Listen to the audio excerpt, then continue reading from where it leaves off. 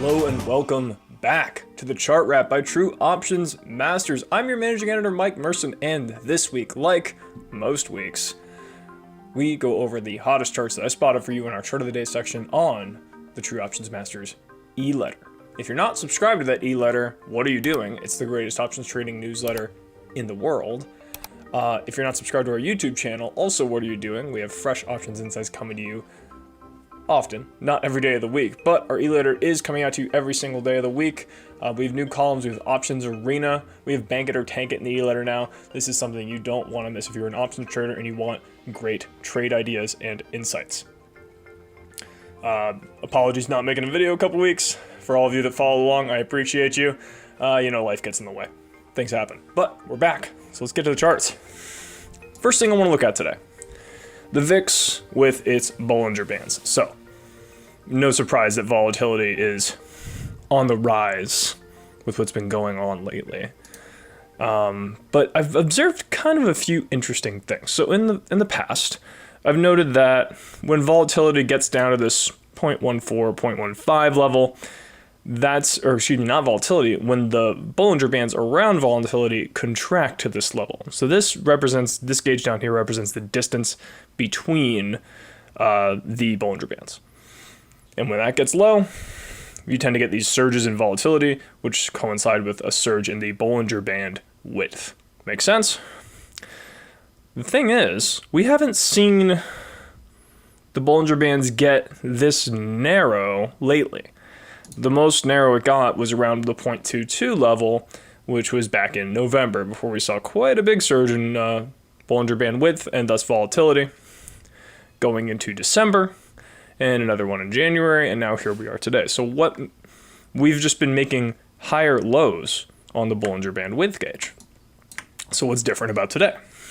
Well, we're not getting this big one-day surge in volatility so much as we are getting a steady up and down increase in volatility. And because of that steady increase in volatility, the Bollinger Band width is widening at a much more gradual pace. So we have these higher lows in place.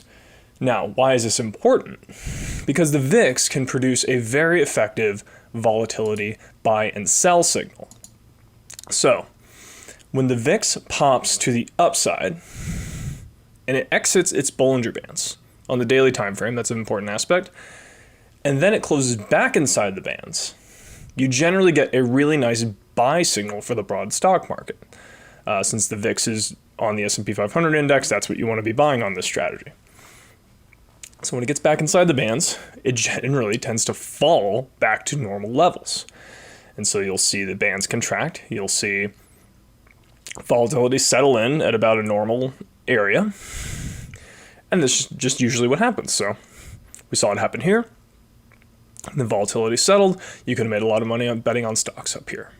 And the same are here, and here, and here, and so on. And these pink circles are areas I've noted where the Bollinger Band width was down at this 0.15, 0.14 level. But the thing is, today, the volatility has been so steady in its rise, it hasn't really produced any buy signals because the VIX has not gone outside the bands just yet. This is partially due to the band width rising so steadily along with the VIX itself. So as of right now, there is no VIX buy signal on the broad market. If we see a big surge in volatility outside the band, and then we close back inside the band, you want to be long the S&P 500. It's a very simple trading strategy, but as you can see, it's very effective. You don't even need to look at an S&P 500 chart to see that this is effective. As volatility goes down, the S&P 500 stocks generally go up. If you want to get cute, you can buy an inverse volatility fund, but there's weird time decay stuff going on with there, and I don't like to touch those. Bad experience. So that's not the only thing experiencing volatility this month. Let's look at the Ruble, and let's bring it to the candles. That's the Heiken Ashes. We'll talk about those later. And we'll just switch to the moving average set template that I have here with the momentum indicators. The Ruble has taken quite a dive in the past couple of weeks. So let's adjust it to where we are now. And let's bring this to the beginning of last week. The ruble has lost 36% of its value in 2 weeks. You'll have to pardon my cat. She wants to get in the room, but I'm not letting her. This is devastating. If you are a Russian citizen and you are using rubles to get by, to buy groceries, to put gas in your car, though I imagine gas is very cheap over there no matter what you do, you are having a very tough time. And it's hard to imagine that a lot of at least the younger generation of Russian citizens are very happy with the current events unfolding in Ukraine. So the last time the ruble fell this much was all the way back during the pandemic, and it didn't even fall this much. It fell 24%. This time we're falling 36% in 2 freaking weeks. Now, this is going to get me into a very contrarian idea, which is if this conflict is quickly resolved, you want to be holding some Russian stocks. That's all I'm saying, because some of them are down 70%, 80%, 90%, 99% on some exchanges. Massive Russian companies that are still in business. The Russian ruble, down 36% in 2 weeks, unprecedented for a currency that's used by millions and millions of people. So this is something you really, really want to keep your eye on. Any kind of pickup in the value of the ruble is going to send those Russian stocks flying. So do your due diligence and definitely don't bet the farm on this one. This is a risky trade. If the situation escalates, these Russian stocks can continue to get crushed. Something that's down 95% can still go down another 95%. Nothing wrong with that happening. Well, there's a lot wrong with it happening, but there's nothing stopping it from happening, is what I should say. So tread lightly. This is a very contrarian idea. But let me show you the opposite of this chart. We had very close to new highs in Bitcoin against the ruble this week. Now, you know, I like to yell about cryptocurrencies a lot. Yeah, it seems like we didn't quite hit new highs. I saw some exchanges were reporting new highs, but not Binance. So this is very interesting. I mean, obviously, this Bitcoin chart looks very familiar if you've been trading it in dollars, but this is Bitcoin against the ruble. And there's been a lot of talk about crypto being used to donate to Ukraine and as a safe haven when currencies fall apart. So this chart looks fairly promising for Bitcoin, especially as the weekly moving averages just kind of crossed bearish back in January. This kind of action is definitely going to set those averages rolling north. So this is a very interesting chart to keep your eye on. Like I said, kind of the opposite of the ruble chart, but very, very, very, very peculiar action. And let's just take a quick look at Bitcoin itself. So I've been showing you the Heikin-Ashi candles on Bitcoin for a little while now, so I think they're really good at spotting different trends. If you're familiar, this is going to sound familiar to you, but you know, uptrends as characterized by the Bitcoin Heikin-Ashi candles are no lower wicks, high upper wicks, and green candles. That's an uptrend. Downtrends are no upper wicks, long lower wicks, and red candles. Trend change candles, or ones like this guy here, are when you have long upper and lower wicks that follow a candle with a different color. So this is a trend change candle that was confirmed by an uptrend candle, which took Bitcoin to new highs. What has been going on lately? So Bitcoin has been trying to change trend for the past month or so, and failing so far. We had a really big surge earlier this week, took it up to 44K. Also keep in mind the Heikin-Ashi indicator is a lagging indicator, so you're not going to get the latest price action on this. But this looks like another potential trend change candle in the making that, if confirmed by a green candle, would put Bitcoin into an uptrend, which would mean this is a a higher low, and would take it probably up to 100K and beyond. I'm a long-term holder of crypto, still a believer. I just like to look at the charts every once in a while, just for fun mainly. Not a trader of crypto. I'm a holder of crypto, and I think if you are in a potentially world-changing asset, you should just buy and hold and try to forget about it as much as you can, unless it's your job to stare at charts.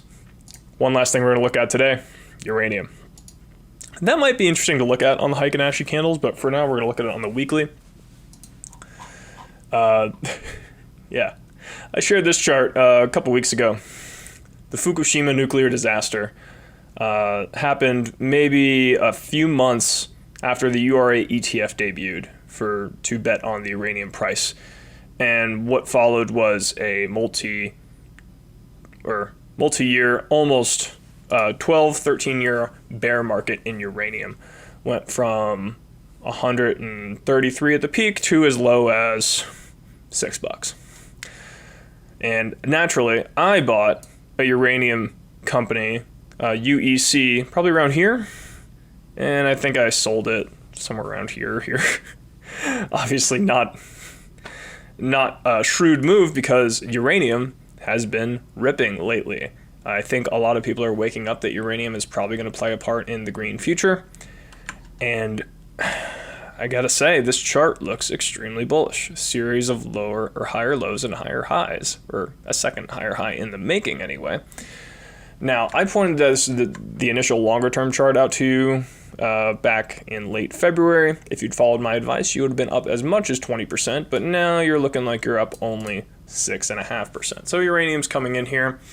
Kind of makes sense. We look at the momentum indicators. I do see not a whole lot. We're pretty neutral. It does look like the MACD signal line is about to cross bullish on the weekly, which could take the URA to new local highs above $30. One to watch. And just a couple more things I want to talk about and we'll wrap up. This is the Bitcoin wallet sizes chart. So what this shows us is the number of Bitcoin wallets with a balance greater than 1,000 Bitcoin in them, as overlaid with the BTC price. So if we just look at this little section right here, this spans from January or November 2020 to now, we see something really interesting. We see a huge jump, and nominally huge, right? It's about 2250 addresses versus 2150 addresses. So about 100 new addresses are now totaling over 1,000 Bitcoin. And this jump happened very suspiciously right as the crypto donation stuff started to ramp up for Ukraine and other things. So what are all these new addresses that are suddenly holding a lot of Bitcoin and probably the biggest rapid surge we've ever seen on this chart? I'm not quite sure. Yeah, here's how you go back. Yeah, that's just a vertical line. I mean, you just don't see that anywhere else on this chart. You see vertical lines going down, like back here. But this was the top of the 13 bull market.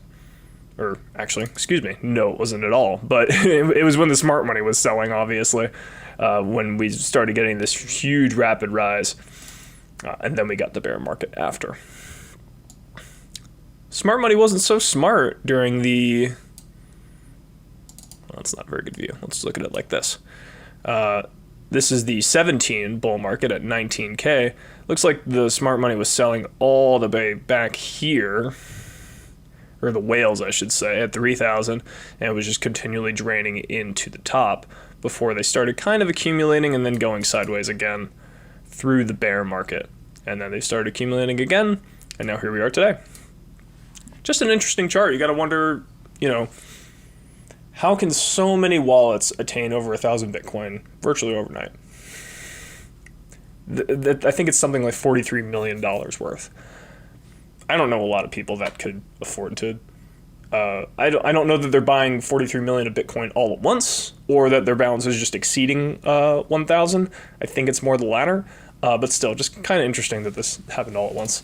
And the last thing is the fear and greed index. This is even lower than I was looking at this morning. When I was looking at it this morning, this was at 22. Now we're at 16, a level of extreme fear in the market.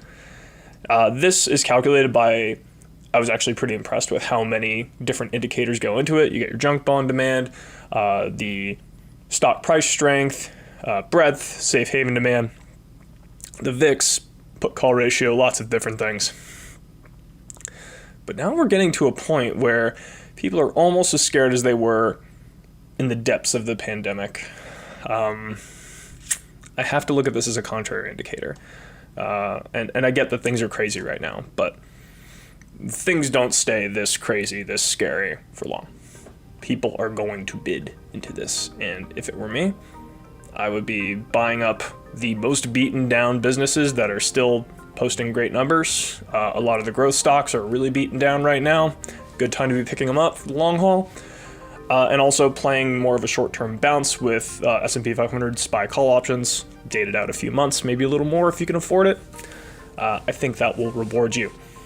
And with that, we're going to wrap up Chart Wrap. Thank you so much for watching. As always, be sure to tune into True Options Masters tomorrow for Options Arena. And that's it. Thank you as always. Have an amazing weekend, and I'll see you next week. Hasta la pasta.